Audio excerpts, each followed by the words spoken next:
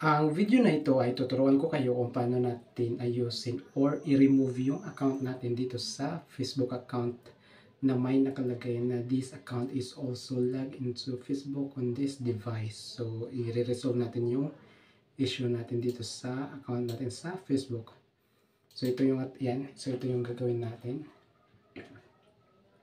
So, long press lang natin tapos i-remove natin tapos may lalabas na ito. Once na click natin, this account is also logged into Facebook on this device, you will need to log out of this account. So, click natin okay. Tapos, punta tayo sa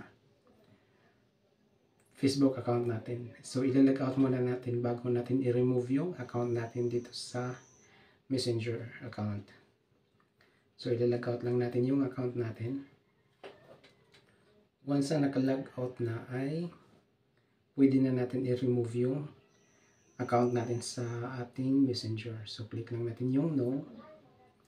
Yan. So, naka-remove na yung ating account. Balik tayo dito sa Messenger natin.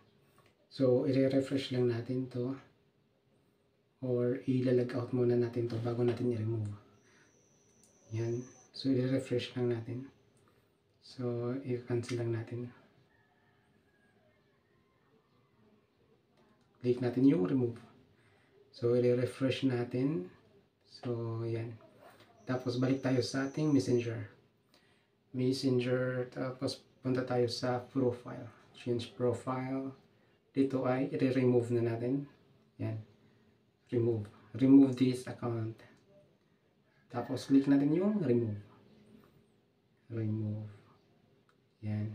Once na-remove na, ibig sabihin nun is na mura na yung account natin dito sa ating Messenger.